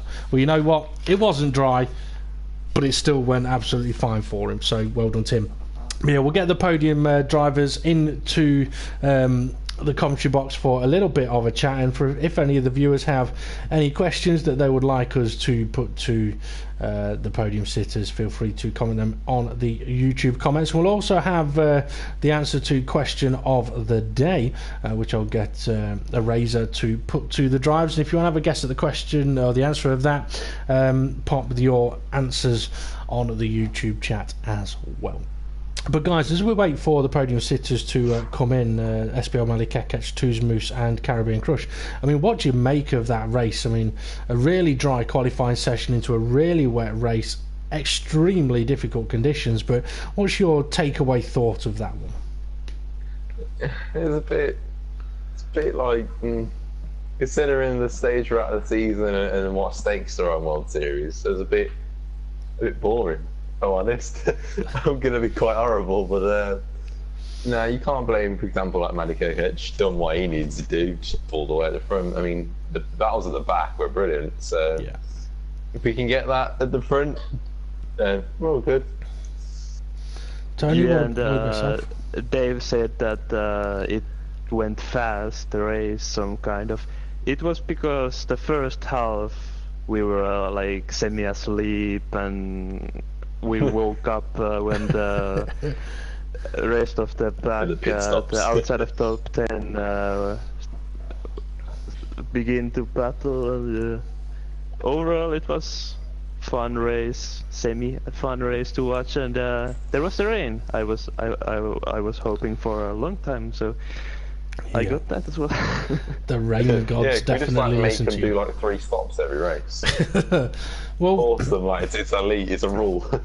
I mean, I can't say this for 100% certainty, but I think one of the takeaway things for me there was the start of the race. Given the chaos and carnage of Turn 1 in the World Championship last night, in even more difficult conditions today, it looked a lot less messy through turns 1, 2 and 3. I mean, I'm sure there'll be a couple of drivers who maybe sort of disagree with that, but from what I can remember, the end of the first lap, everybody was still running, and other than Curly Wurly pitting for a reason we don't know why, and we may find out in a moment, yeah, it looked like everybody sort of got away fine. But I have seen that SBL Mali Kakech and Caribbean Crush have joined us in the commentary box, and we'll get on to you guys in just a moment. Temp, I was just going to mention, if you want to try messaging Tuzmoose and see if he is going to join us, or at least send us his comments if he's not going to join us, and we will crack on with SBL Mali Kakech. And Tony, fire away if you got some questions for him. Yeah, for congrats for the win, and what's your opinion of the race? Was it interesting for you, or was it just boring, going circles around the track? What's your opinion of the race? Thank you, but the race, it was not interesting but not boring either. I mean, Tuzmus was actually catching at the end, so a little fun there, and at the beginning with my teammates battling a little bit, but overall a bit disappointed with the other half of the garage, with my teammate not performing because he had to pit on lap 1. But yeah, that's it. Okay, has Temp anything to ask? Was it more not boring because you had to focus on not putting in a wall in these conditions? Can you repeat? I didn't hear the question. So you were saying to ARAZOR that it wasn't boring. It was boring, but it wasn't boring. Was that to do with conditions, like focusing to keep it out of the wall and so on? Yeah, I was just sweating actually. The first thing, I was really sweating. At the second one, I like picked up the pieces and just, okay, I'm gonna win this. Just concentrate and don't crash it. Yeah, I mean, I'm guessing you saw the forecast for the race in qualifying. What was your initial thought? Am I allowed to say it? No.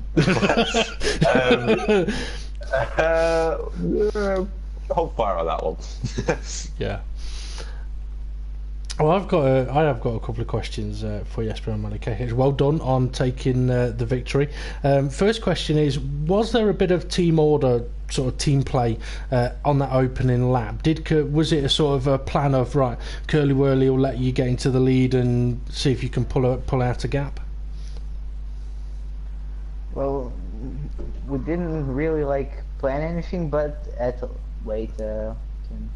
turn 5, he decided to just let me go and not battle me, but unfortunately he lost the position to Tuzmus. Yeah.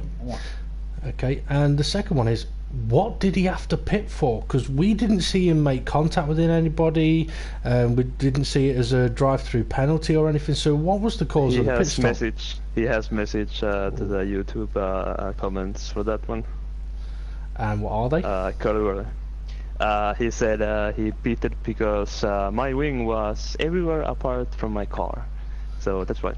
Oh, interesting. Well, I didn't see anything on the broadcast that would have shown damage. But anyway, that's unfortunate for Curly Wurly. But yeah, okay, so Mali Kakech, a fantastic drive there. I mean, my only other question would be, obviously the one stop turned out to be easily doable. Was there any point of the race where you thought, you know what, I might two-stop this, using, like, do 2 short stints on the wet tyres, well, 3 short stints on the wet tyres it'd be, but sort of two-stop it, and then if it goes to any other kind of weather condition later on, I've covered myself for a pit stop? I was considering the 2-stop, but only if I pulled a decent gap, but I didn't do it, so I didn't go for it. Okay, fair enough. Well, other than that, you gave us a right boring race up at the front, but well done. Yeah, when you're leading with a bit of a gap, it's not a lot to watch, so you're not on screen much, unfortunately, but congratulations anyway. Fantastic drive there. I don't think Tuzmoose has joined us. Do we have any news from him, TempFear? No, I've messaged him, but I've got no reply at the moment. Okay. I'll let you know if I do get anything. Okay, in that case then, we'll move on to Caribbean Crush and TempFear. Fire away. I'm pretty sure I asked you this last time out in America. Did you know it was going to rain for the race? No. Do you know how to check? Yes, I keep forgetting. Okay, you're glad, because if you said no and I had to tell you, I think a lot of people would have been quite annoyed at me, because it would have been beneficial for them for you to not know. But where do you think you would have qualified then if you did a super stop run? Because we did see one of your laps that you abandoned, and your second times were good enough for a definitely top 5, I believe. Probably somewhere in top 3. When I went out the second time, I was about 4 tenths up on my lap in the first sector, and I probably could have got somewhere in the top 3. Then I slowed down because I had no idea that it was going to rain. So yeah, we did see you have quite a big battle with the Mercedes as well, and I believe Conza may have made contact with you. I didn't see it myself, but any comments on that, about how that went? Because we did see both of them try and move up your inside to turn 4, and you didn't really seem too fazed by it. Can you repeat that? What did you say? About the 2 Mercedes battling against you in the second half of the race. I think Conzo did make contact with you, but I didn't see that contact. But we also did see them both try and make a move up your inside to turn 4, and you didn't really seem too fazed by it. So any comments on that? The incident with Conzo, it was on turn 1, and he outbraked himself and he hit the back of me, so I had nothing to do with that incident. And I was battling with the 2 Mercedes, and well, I knew that my air was very low because I never put on a wet setup, so I know if I could just outbrake them, I'll keep the position anyway, so I wasn't really worried. Well, we were worried for you on occasion, because I mean, I think the saviour in that race for yourself was definitely the straight line speed, because it gave Conzo and Hindle no opportunity to really put a forceful attack on into turn 1. So my thoughts then, my question is going to be: was there any stage of the race that was really, really difficult, and you thought, I'm not going to be able to hold on to this position? The whole race was difficult from start to finish. Okay. Tony, any questions for Caribbean Crush? Well, I was going to ask about your car and high speed at straights, but you answered that as well, and I don't have anything new to ask apart. Are you happy with your 3rd place, keeping both Mercedes drivers behind, or do you think you would have more than 3rd place in this race? Yeah, for sure. I know that I can drive well in the wet, but I had no idea because I never checked the forecast. We could have won the race if I was more aware, which I'll do next race. So, considering how the race went, 3rd is satisfactory. So. Okay, good stuff. Okay, well done, guys. Obviously, Tuzmoose hasn't joined us yet. Temp, you got any news? Has he messaged you back there? I do have some comments for him. He has messaged me. He said he is really shy, so you were right about that one. And then he replied about my race. I don't like Mexico, even more when it's raining, but I can't be sad to win the podium. He got his penalty on the last lap, and it was what a shame. He said he overfueled his car, which I actually meant to mention the race about fuel. I'll quickly say that after this comment. And he didn't take care of it, so we had extra fuel laps, 4 laps of fuel come the end of the race. And he pushed as hell from 7 seconds and caught Tekech to 2 seconds, so he caught him by 5 seconds. He said congrats to him and congrats to Carrion coming third. And yeah, about the fuel, it's a bit of no point me mentioning now, but yeah, this fuel, the track is really easy on fuel, so you may have seen a few drivers go massively under fuel, especially if it's raining, and some potentially going over just to run rich. Okay, it's very interesting. Right, in that case then, good stuff from Tuzmoose, and I believe it's time for, I think somebody's having their bedroom vaxxed while we're conducting the interview, so apologies if you got some high-pitched squealing. Yeah, okay, so we're not far off wrapping up now, which means, Tony, over to you for any questions for the drivers from YouTube, and then question of the day, if you would. There is none questions for drivers today, it seems. Yep. Just too easy of a race for them, obviously. In that case then, SBR Mali Kekech, get ready, because you're going to have to answer a question of the day. Come on then, Tony, fire away. Yeah, question of the day is gonna be what color? No, not this again. About the Mexican Grand Prix and how many different British drivers have won an official Mexican Grand Prix in F1? Mexican How many different British drivers and Mexican in Formula Grand Prix? 1? Yeah, in official Formula 1 races.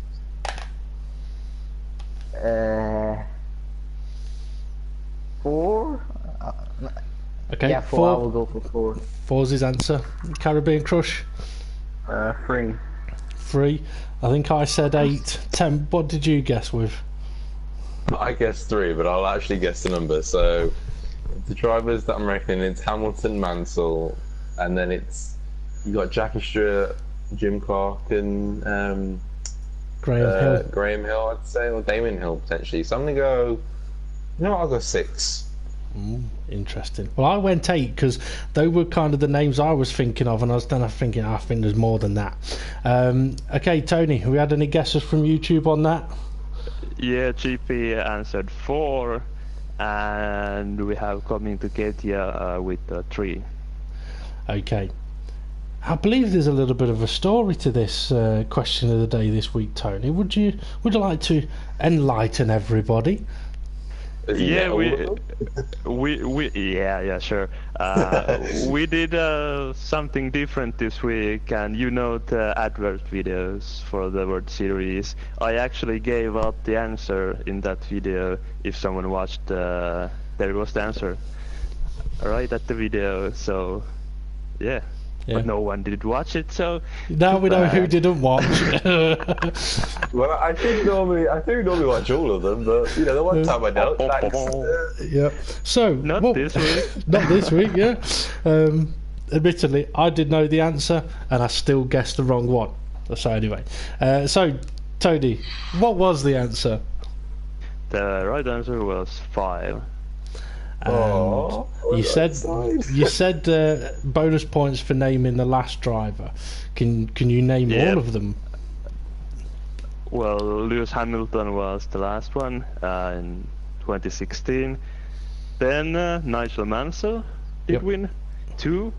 Then there is Graham Hill, Jim Clark, and John Surtees. Ooh, so TempFear said, you said Jackie Stewart, didn't you? I've got 4 of those drivers. Well, good question. Okay, time to really start wrapping this up. Well done, Tony, on that one. Thank you to Tony and TempFear, that's ARAZOR and TempFear, for joining us in the commentary box once again. Congratulations to SBL Mali Kekech for taking a fantastic win on a very damp Mexican circuit. Also a massive well done to Tuzmus, and hopefully we can get him over his shyness, and so they can join us for podium interviews in the future. Don't be too afraid, TempFear is not that scary. And also well done to no, it's me. And also well done to Caribbean Crush, a fantastic drive there to fend off both of the Mercedes. Next up on the Front Row Racing YouTube channel will be next Wednesday for the World Championship reserves for round 20, I believe it'll be, for Brazil. I mean, we're getting into the last 2 races now, guys. Brazil and Abu Dhabi. So yeah, next Wednesday 7:30 for the World Championship reserves in Brazil. And then on Thursday, 7:30 again for the World Series reserves. If anyone does want to get involved in these latter stages of the season, it is the reserve events you would need to take part in. The World Championship side of our league is the no assists, and the World Series is the assists allowed. Wednesdays for no assists, Thursdays for assists allowed. If you want to get involved, come and find us on Facebook, Front Row Racing, picture of the Silverstone wing, and drop us a message and we'll give you the information you'll need to provide us with. Anyway, fantastic race here today. I'm trying to see if Tony's going to start snoring again, which he might do in a moment. But thank you to all of the viewers. It's definitely been an interesting one, and my only thoughts now are it was hot in Texas. It was, and the Hey Ho Double Toe Force India team had some interesting goings on the night before the race. It was even hotter and wetter in Mexico, and the interesting goings on have continued. I'm now getting a little bit concerned about what might happen in the favelas of Brazil. That's the problem. Yes. Well, we know what happened when Fast and Furious went there. I guess we'll find out what Hey Ho Double Toe get up to over there. Anyway, it's been a fantastic day. Thank you, everybody. Make sure you come out and check Front Row Racing on Facebook, and as I mentioned as well, it is only a provisional result. The official result will be posted on Facebook a week on Saturday. So come and check us out, like and subscribe. Thanks for watching, and we'll see you all again soon.